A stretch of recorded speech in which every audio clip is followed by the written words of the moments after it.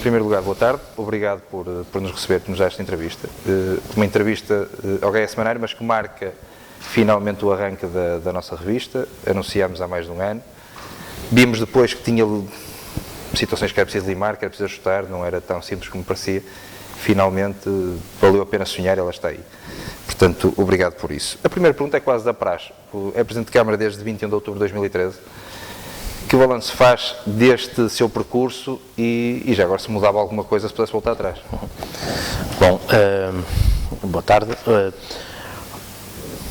6 anos de mandato, não é?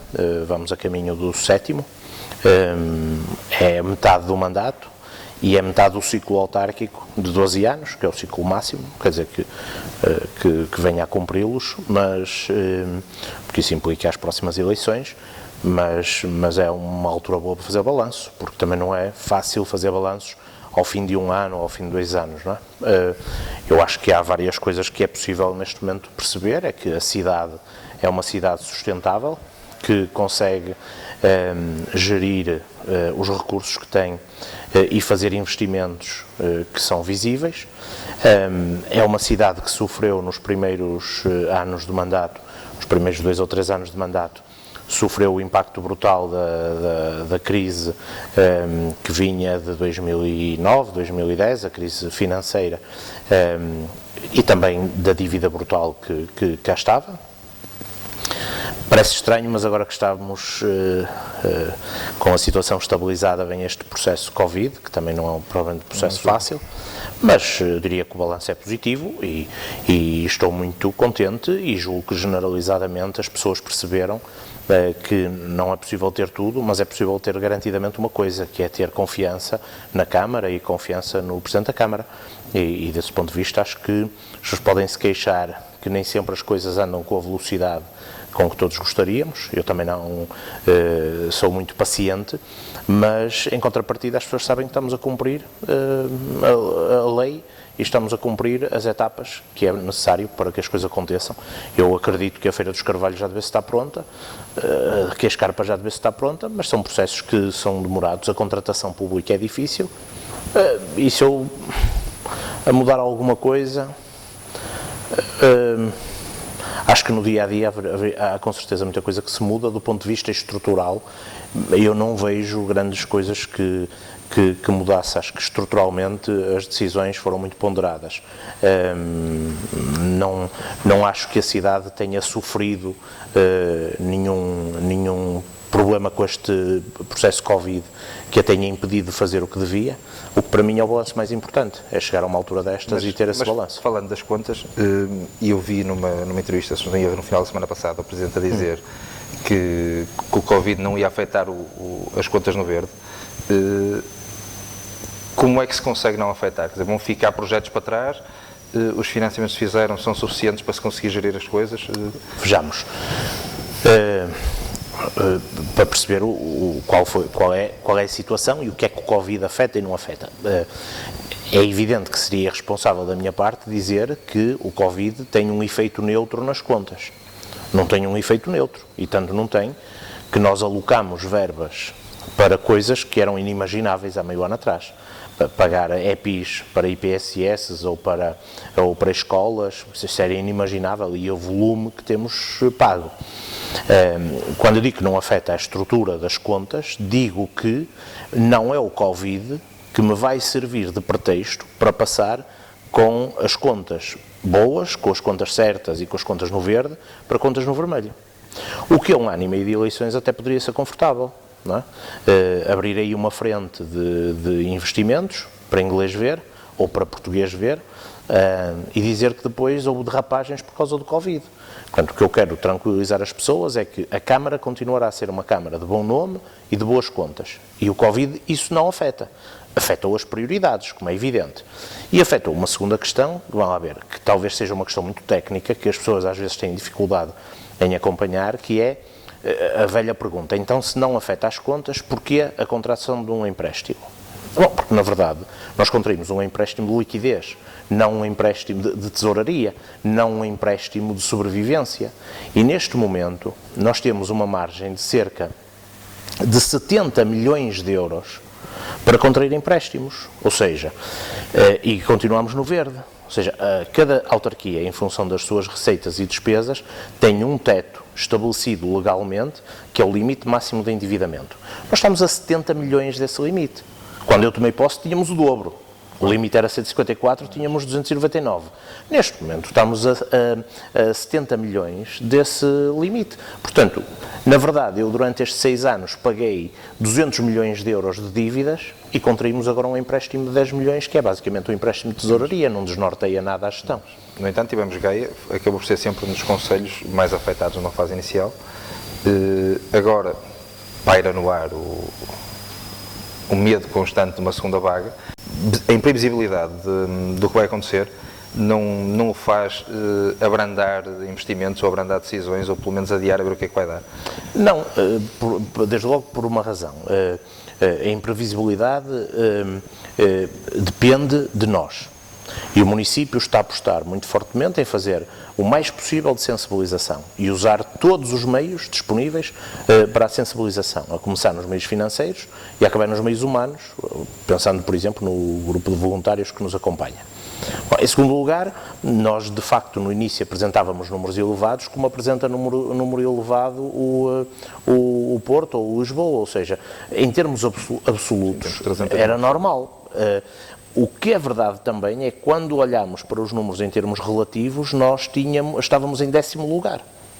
Portanto, apesar de tudo, tivemos sempre uma capacidade de controlo, graças ao nosso hospital, graças ao comportamento das pessoas, graças a muita coisa. Acho que não há razão nenhuma para abrandar investimentos. E porquê? Eu acho que até deveria ser ao contrário. O pensamento das pessoas tem que ser ao contrário. Quer dizer, nós vamos retomar gradualmente a atividade económica. Se todos pararem ou abrandarem os investimentos, a atividade económica também não arranca. Claro. E quando a Câmara investe, a Câmara está a investir em coisas que dão emprego, que significam empreitadas, que criam emprego, que são estimuladoras da atividade económica. Portanto, eu não posso poupar naquilo que possam ser os projetos estruturais para o município. Isso era impensável. Nós não podemos, por um lado, estar a querer aquecer a economia com novos investimentos públicos, apoio ao setor produtivo, aos parques industriais, e a seguir dizer, não, agora vou aproveitar o Covid para não fazer nada e diminuir a capacidade de investimento. Isso não fazia sentido nenhum. Mas, tocando no emprego, desde o início da pandemia, Gaia tem mais de 3 mil novos desempregados, num total já superior a 16 mil. Como é que acompanha estes números e que expectativa tem para o flagelo social que se está a visitar? Não é que seja significativo, porque é um número pequenino, porque também é um município pequenino, mas a verdade é que os números de Gaia, como sabes, incorporam os números de Espinho. E, portanto, só para ter a noção de que não é tudo de Gaia, embora seja a maioria de Gaia. Nós estamos neste momento num processo que é muito óbvio, estamos a viver o efeito desta crise, desta penalização. Apesar de tudo, todo o feedback que eu tenho tido é que muitas das empresas que tiveram esta necessidade objetiva nos últimos 2 ou 3 meses não são empresas perdidas e que a retoma da atividade económica, ao contrário do que aconteceu em 2011, 12, 13, o fim da crise de 2008, que era uma crise eminentemente financeira, não é? do sistema financeiro, esta é uma crise de paragem de atividade, produção e de paragem de consumo. Portanto, eu acho que, apesar de tudo, há hoje instrumentos e mecanismos nacionais e europeus que se antevêem que vão atenuar tudo isto. Agora, acho que hoje estamos muito mais preparados, não é? O Centro de Emprego e Formação Profissional hoje tem capacidade de resposta. Agora, é evidente, um concelho que tinha ali um nicho em crescimento na área de turismo, de repente sofre aqui um abalo. Temos que lutar no dia-a-dia. É mais uma razão para não poder aproveitar o efeito Covid para abrandar o que quer que seja. Porque nós vamos precisar de ter capacidade de captação de investimento, capacidade de captação de congressos, de feiras internacionais. Não podemos deixar tudo ir para Matosinhos ou para a Alfândega do Porto. Sim, nós, entretanto, temos o desemprego, automaticamente vai nos dar, e não só o desemprego, temos as pessoas com menos rendimentos, poderá haver um problema, inclusive habitacional, porque Gaia é um concelho caro para viver, em termos de renda de tudo. O nosso parque habitacional está cheio, em termos de habitação social, a Câmara já tem lista de espera. Não teme que agora que essas listas disparem e que se torne impossível dar seguimento a todos os pedidos? O problema da habitação já era e vai continuar a ser um problema difícil. Mudou completamente. Nós até agora tínhamos pessoas à procura de habitação e as rendas estavam elevadíssimas. Neste momento toda a gente percebe que há aqui um efeito de retração no imobiliário, quer o custo do metro quadrado, quer o custo de um arrendamento, foram custos que baixaram. Para já é evidente alguma redução, que eu acho que apesar de tudo é um equilíbrio. Agora, o município de Gaia foi, apesar de tudo, o primeiro município do país a apresentar uma proposta que depende de um ajustamento legislativo, que eu acredito que o Governo vai acompanhar, que é a proposta de transferência daquilo que era o parque habitacional ligado ao alojamento local para o arrendamento local. Porque eu acho que toda a gente já percebeu que o brutal preço que existia nos arrendamentos foi muito o produto de proprietários que entenderam que ganhariam mais e mais rápido se transformassem os seus apartamentos ou as suas casas em alojamento local, e isso significou retirar casas do mercado de arrendamento. Eu acho que neste momento esse é um caminho. Depois, a questão dos bairros sociais, não tenho tido essa percepção. Os pedidos que nós temos tido, massificadamente, não são pedidos para bairros sociais. Temos mais depressa o sucesso do sistema do apoio ao arrendamento, que tem feito com que dezenas e dezenas de famílias neste último meio ano tenham aproveitado o Programa Municipal de Apoio ao Arrendamento e dessa maneira tenham compensado as elevadas rendas e não tenham sido postos fora das casas arrendadas, mas não sinto nenhuma pressão para os bairros sociais. E aquilo que temos é uma nova franja social, classe média-baixa, que não aquela que tradicionalmente vai para os bairros, a pedirem habitação ou apoio ao arrendamento para se localizarem nas zonas, diria, comerciais, de habitação comercial normal e não nos bairros sociais. Por forma a fomentar o investimento e a dinamização da economia, tivemos um conjunto de câmaras que anteciparam pagamentos a fornecedores, etc. Eu perguntava-lhe como é que está atualmente o prazo médio de pagamento a fornecedores na Câmara de Gaia? Pois, olha, nós não podemos fazer isso porque não temos pagamentos em atraso a fornecedores. Nós estamos neste momento com um prazo médio de pagamento de 34 dias, já estivemos com 28. A meta nunca é ter um número, não é? A meta é garantir que quando entra uma fatura devidamente conferida, ela seja paga no prazo que lhe está definido. Há faturas a 30 dias, há faturas a 60 ou 90 e há para outros pagamentos. Portanto, o que nós nunca podemos é ir além do limite da fatura. Portanto, ter 28, ter 34 ou ter 36 é irrelevante desde que não haja pagamentos em atraso. E porquê? Porque não é o pagamento em atraso, não é incomodativo por ficar mal na fotografia. Por si só isso também é grave, mas é sobretudo incomodativo porque de cada vez que há pagamentos em atraso, pelo menos os grandes fornecedores e as grandes empresas imputam juros de demora e o município está a perder dinheiro com isso. Portanto, neste momento nós não tivemos que antecipar nada porque não tínhamos pagamentos em atraso. A Câmara fez também um forte investimento na educação, a ceder computadores, a ceder internet. Sente que conseguimos suprir as necessidades do nosso concelho? Não, nem pensar, não. Isso seria uma hipocrisia da minha parte e eu não tenho esse hábito. Isso nem pensar. Mas terão ficado alunos sem aulas por falta de material? Eu sem aulas não digo, mas que há claramente muitos casos ainda de alunos que não tinham de facto o computador, isso é evidente que há. Aquilo que eu julgo que aconteceu foi uma medida do Governo que foi tomada, enfim, in extremis. As pressas exigiam retomar a escola exigia a informática, as internets, as aulas digitais, tudo isso. Nós fomos até o limite que era possível ir. Conseguimos ainda por cima congregar algumas forças do Conselho, não foi apenas um investimento do município, mas tivemos 1000 tablets, 400 computadores, mais os acessos à internet fornecidos pelas juntas de freguesia, ou seja, fizemos aqui uma verdadeira parceria. Agora, vamos a ver, o problema de Gaia é que é um pequeno país, quer dizer, nós temos 32 mil alunos no sistema. Ou seja, a certa altura é impossível, com este volume, garantir que todos tenham ficado com o computador. Não ficaram. Isso é evidente que não ficaram. Agora, fizemos tudo o que estava ao nosso alcance para minimizar o problema. Até chegarmos a setembro, e em setembro, tanto quanto se indica, o Governo terá aí enfim, um envolvimento, uma participação direta e aí sim universalizando o acesso. O chamado segundo Magalhães. É. Presidente, nós temos, mudando agora um bocado para a cultura, Gaia tem muitos artistas e depois, pegando um bocado agora na questão da música, que hoje está mais na moda, temos muitas bandas que viviam de tasquinhas, de festas populares, deixaram de ter. Entanto, Gaia anunciou as noites de verão. Não sente que isto possa ser entendido como um apoio a quem não precisa, tendo, no fundo, esquecido aquelas bandas mais pequenas, ou tem alguma coisa pensada para essas bandas mais pequenas? Não, não há esquecimento nenhum.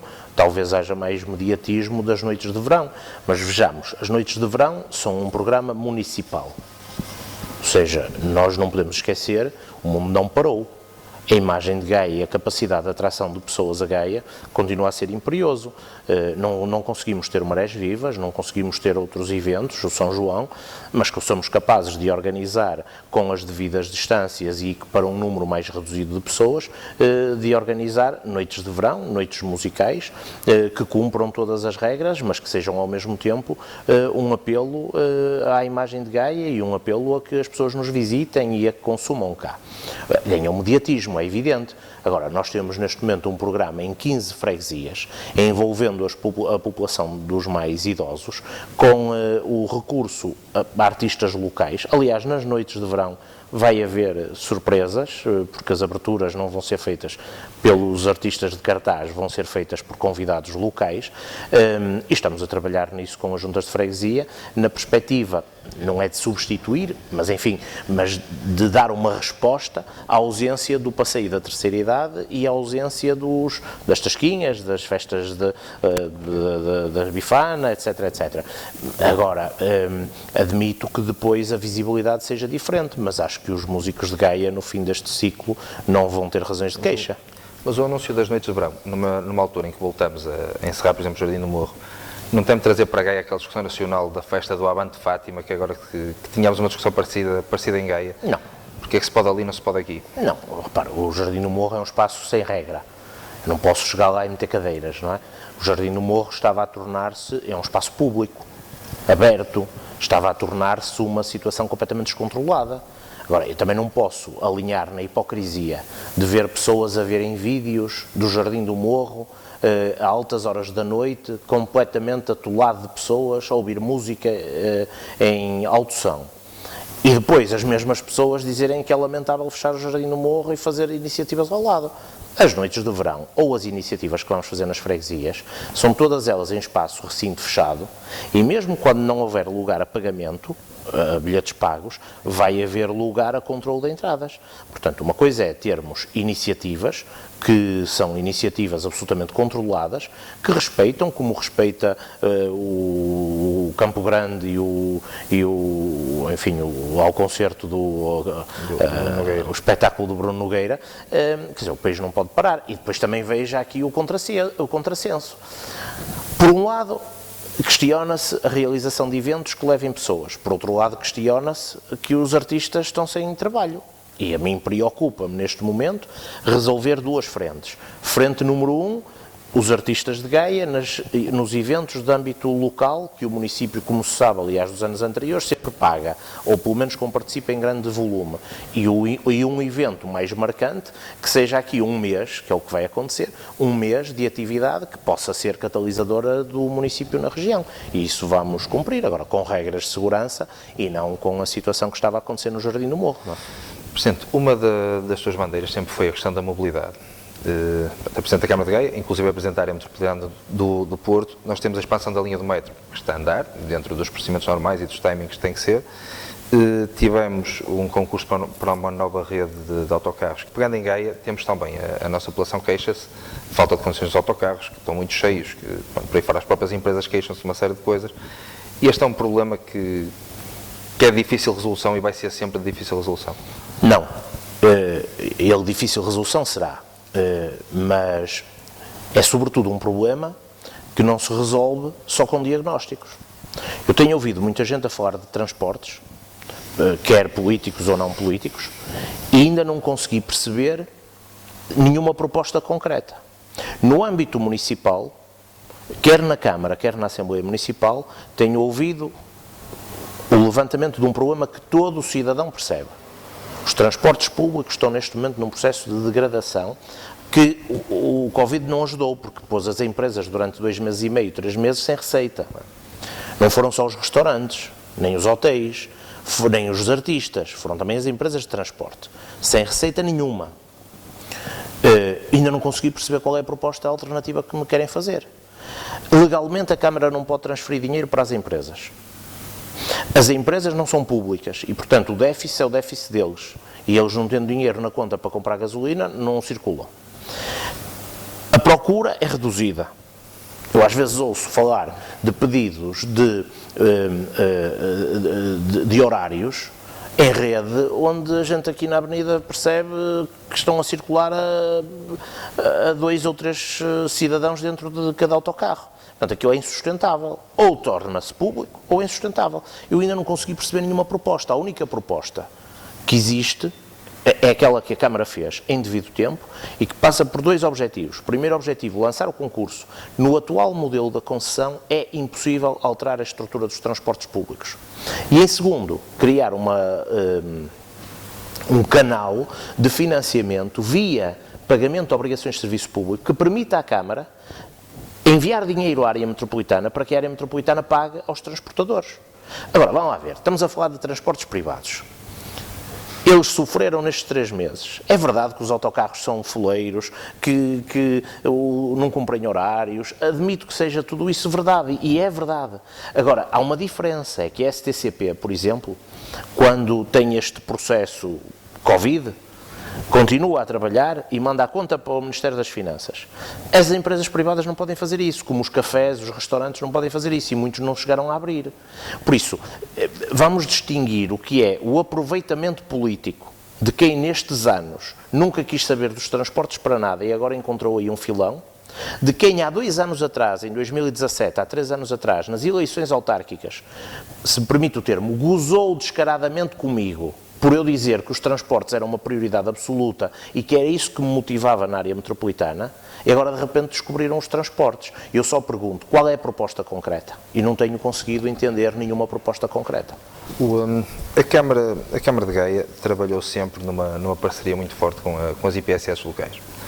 Numa fase inicial, inclusive, com um monte de críticas pela proximidade do Presidente e de pessoas do seu Executivo a algumas instituições locais, hoje, passados 6 anos, sente que foi a decisão acertada trabalhar nesta parceria próxima com as IPSS? Quer dizer, é difícil responder quando vou ter que dizer que sim, não é? Eu hoje sinto que uma série de coisas que nós assumimos em devido tempo e que foram criticadas por alguns, mas isso a crítica faz parte, felizmente não foi a maioria como se viu depois em 2017, muita dessa aposta foi uma aposta absolutamente, que hoje é absolutamente justa. Vamos ver, nós tivemos 2 eixos de trabalho nesta área da ação social, saúde, tivemos 2 eixos de trabalho, foi abdicar de fazer investimento próprio no valor de 3 milhões de euros e alocar 3 milhões de euros à obra do hospital. Deve lembrar-se que na altura, de uma ponta à outra da oposição, toda a gente criticou. Uns porque era financiar o governo, outros porque o hospital não era da Câmara, outros porque o hospital não era uma prioridade e havia ruas com buracos para tapar, tudo isso. Eu disse, não, eu posso não ter obra de 3 milhões de euros para apresentar a mais, mas o hospital é a minha prioridade. E dei muitas vezes até razões do foro afetivo para dizer quanto aquele hospital é importante para todos nós. Hoje, ninguém questiona o investimento do hospital e ainda querem lá para mais. Agora, a hipocrisia na política não vale tudo. As IPSS, a mesma coisa, repare, as IPSS em Gaia, vejam os lares, temos 59 lares. Nós tivemos um problema e meio. Tivemos um problema num centro social, em Oliveira de Douro, e tivemos meio problema no Lar Santa Isabel. E problemas que têm justificação técnica, não têm justificação política. socorremos todos, estivemos sempre a acompanhar a todos, acompanhámos com os testes, fomos pioneiros na realização dos testes, conseguimos despistar, isolar, por isso, sinceramente, eu acho que se verificou que no meio disto tudo, como aliás acontece com o questionamento do capitalismo, nós podemos olhar para a vida numa perspectiva económico-financeira. No fim, sobra a comunidade. E para mim a comunidade são as escolas, as IPSS, o cuidar das pessoas, o nosso hospital, os nossos centros de saúde. Também há muita gente a criticar-me de assumir o pagamento integral do Centro de Saúde dos Carvalhos. Eu vou assumir porque eu, entre obra faustosa e obra deste género, eu prefiro obra deste género. Presidente, mudando um bocado de assunto, durante agora as eleições do Futebol Clube do Porto, onde o Presidente fazia parte da lista ao Conselho Superior, o Presidente do Porto, Pinto da Costa, anunciou a cidade do Porto em Matosinhos. Dizendo que já tem financiamento tratado, tudo. Não teme com isto que o clube entregue, por assim dizer, os centros de estágios do Libal Costuma à Câmara? Outro mito. Primeira questão. Eu percebo, porque são as questões que estão a pulverizar as redes sociais. Aqui a minha teoria é, o Porto está no Porto, Matosinhos é de um lado, Gaia é do outro. Não fará sentido ao Porto, Veja, com 11 campos de futebol em Matosinhos, primeira questão, Gaia. eu já fazia parte do Conselho Superior. E tenho muito orgulho em continuar a fazer parte. Respeito muito as pessoas que acham que isso gera incompatibilidades, sobretudo quando é no Porto. Se for no Benfica ou no Sporting já não há problema nenhum. Bom, eu, pela minha parte, eu acho que a melhor forma de controlar as decisões dos políticos é saber onde eles estão. Porque houve um tempo neste país, e se calhar a um nível mais local, em que não se fazia parte de conselhos superiores nenhuns e se financiava com 10 ou 12 milhões o Futebol Clube do Porto. No meu tempo, apesar de eu ter, e acho que tenho o direito, de ter religião, de ter clube de futebol, de ter gostos pessoais, tenho esse direito, apesar disso, pus o Futebol Clube do Porto a pagar uma renda para jogar no Jorge Sampaio. Tenho o Futebol Clube do Porto a treinar em Gaia nos pavilhões e a pagar. E antes era tudo à borla. Portanto, o Futebol Clube do Porto, de mim, só tem razão de queixa. E eu não me sinto nada... Mas a questão não seria por aí. Não, vamos já ao centro de estágio. Equipamento... Não, já vamos ao centro de estágio, que isso é outra questão que não tem que ver com a relação Porto-Câmara. Porque o centro de estágio tem uma gestão que é exterior à Câmara. Por isso, aquilo que me disse respeito, que foi garantir a defesa dos interesses da Câmara, do município, do Conselho, fosse e seja contra quem seja, contra o meu partido, contra o meu clube de futebol ou contra quem quer que seja, prevalecem os interesses do Conselho. O Porto estava muito melhor antigamente. Não pagava para jogar no Jorge Sampaio, agora paga. Não pagava para jogar nos pavilhões, agora paga. Portanto, o Futebol Clube do Porto, na verdade, de mim só tem razão de queixa. E eu estar lá não me inibe nada de defender em primeiro lugar o Conselho.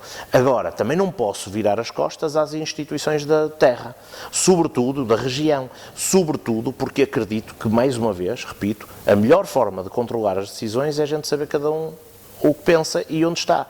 Porque, em muitos casos, os políticos tomam decisões que, à vista da opinião pública, são decisões muito neutras e foram trabalhadas em gabinetes ou noutros sítios piores que gabinetes.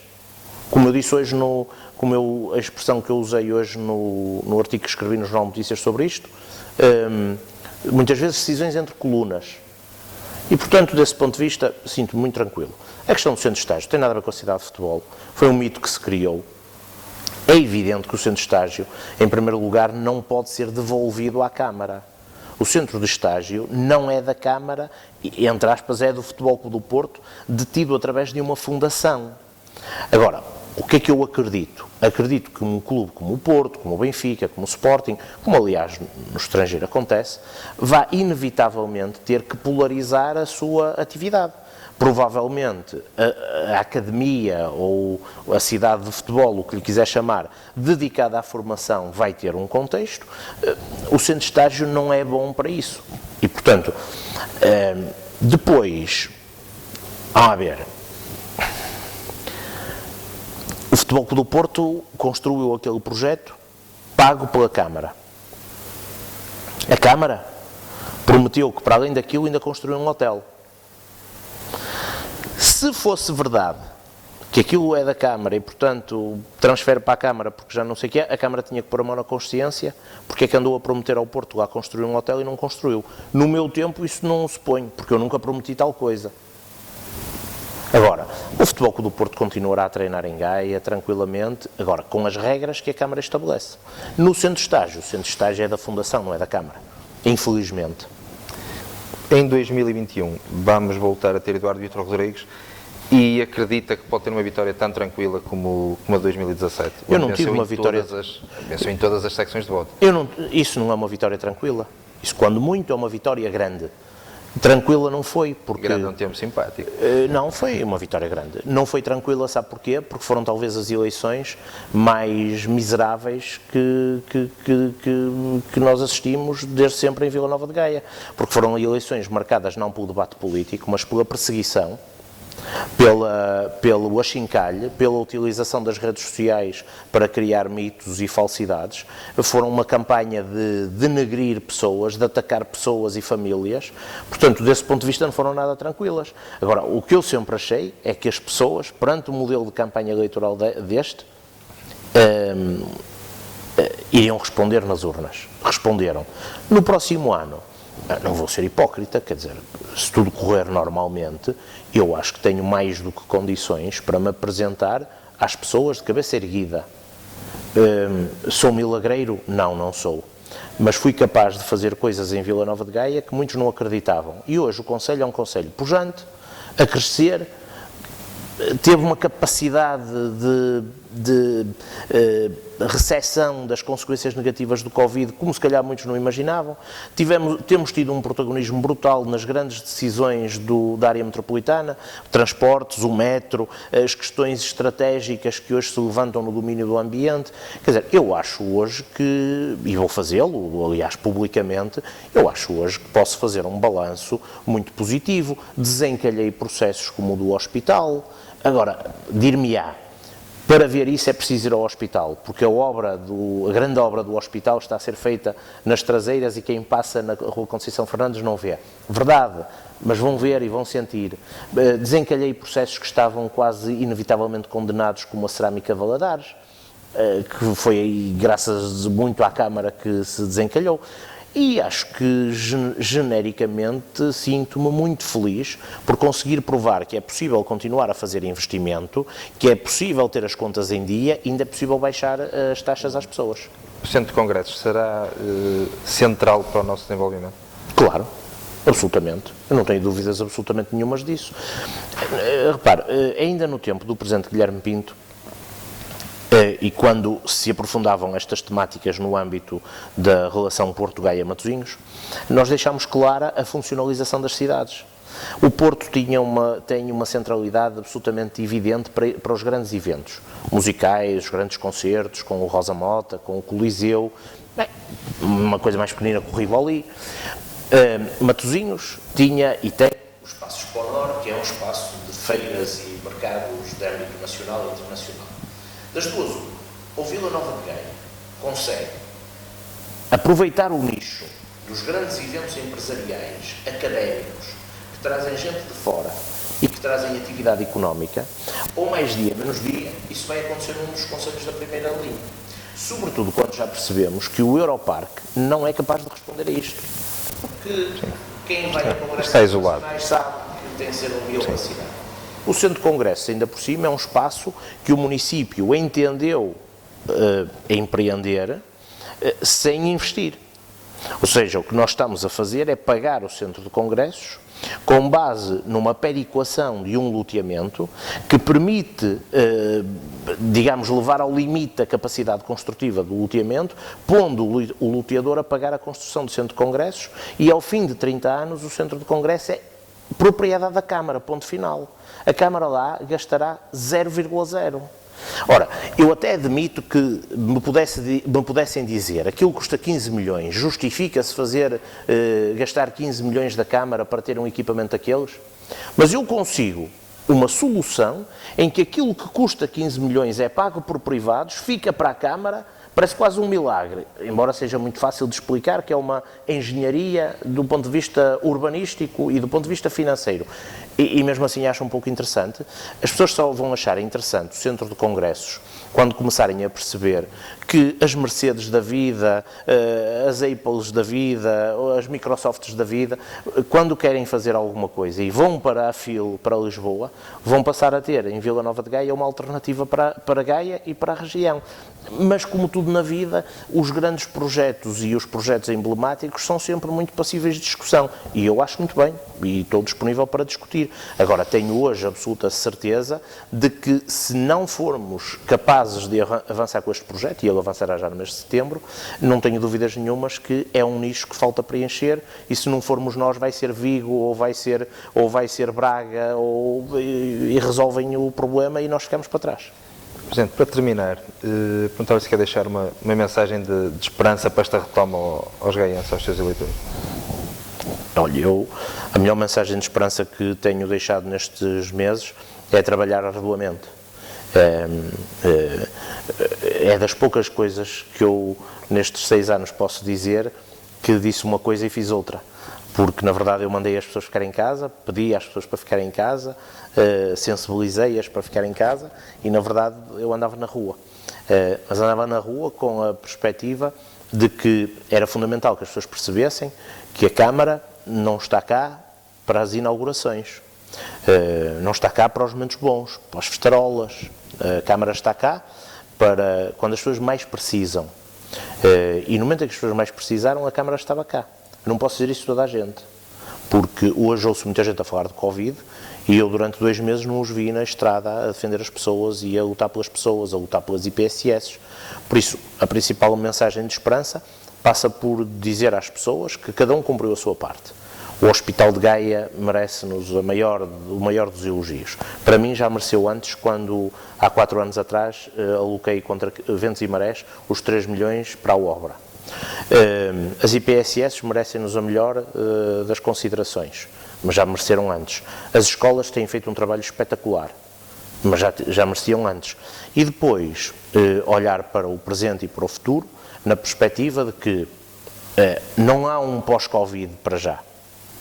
Pode haver um pós-intensidade maior do Covid, mas nós vamos viver durante os próximos muitos meses com este peso às costas. E aquilo que nós precisamos fazer são 2 coisas. Por um lado, continuar o nosso caminho, fortalecer a cidade, não perder de vista os grandes objetivos que temos para que a cidade cresça e seja mais pujante, trabalhar, se calhar, em muitos casos, para a geração seguinte e depois cada um fazer a sua parte.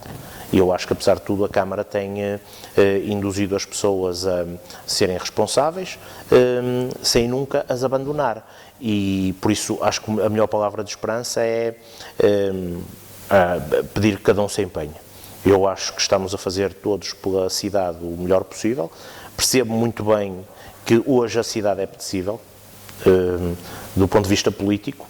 A cidade cresceu. A cidade não precisou de ir à falência para se afirmar num panorama regional e nacional. Hoje a cidade tem peso político na área metropolitana, na região. Hoje a cidade discute os grandes dossiês com o governo. O exemplo do metro é o exemplo mais óbvio, mas há outros. Portanto, apesar de tudo, a cidade hoje tem envergadura. É um orgulho, julgo eu, viver em Gaia. Admito que se calhar a todos nós falta-nos viajar mais, também agora já não é o tempo, falta-nos viajar mais para perceber, quando visitamos outros sítios, para perceber que afinal vivemos num pequeno paraíso. E depois no dia-a-dia ir lutando, perspectivando aquilo que eu perspectivo, é que os próximos tempos vão ser tempos muito duros, porque o Covid vai deixar um legado, para além de muitos outros, mas vai deixar um legado que é o legado do aproveitamento político. E, portanto, eu admito que os próximos tempos vão ser tempos, quer a nível nacional, aliás já começou, quer a nível local, de grandes ajustes de contas. Da minha parte, o que eu espero não é muito diferente do que já sofri na pele em 2016, 2017, não vejo grandes mudanças de estilo, acho até que pode haver aprofundamento desse estilo, e eu cá estou para resistir com a perspectiva muito clara de que acho que estamos a fazer o melhor pelos cidadãos e com esta vantagem que é dizer e fazer. Gozavam comigo quando eu falava da taxa de resíduos sólidos, hoje as pessoas vão à fatura da água e só lá têm a taxa de resíduos sólidos que é para o governo, para a ERSAR. A parte municipal foi toda retirada. Gozavam comigo quando eu dizia que ia baixar o IMI. Tomei o IMI no máximo durante 16 anos. No meu tempo já baixou. Esta é a 4ª vez que baixa o IMI. Por isso, parece quase o milagre das rosas, mas uma cidade que investe, uma cidade que tem as contas certas e ainda baixa impostos, é uma cidade que tem que dar orgulho a quem cá está. Muitas vezes somos melhor avaliados lá fora do que no dia-a-dia cá dentro, mas acho que vamos seguir. E no que diz respeito aos grandes dossiês, podemos não conseguir resolvê-los até o dia 21 de outubro de 2021, nomeadamente os transportes, porque o concurso é um concurso longo, mas estou convencido que serão resolvidos brutalmente, com um impacto brutal na vida das pessoas, no meu ciclo autárquico, que em condições normais acabará em 2025, se as pessoas em 2021 confiarem em mim. Tão só. Presidente, obrigado. Obrigado eu.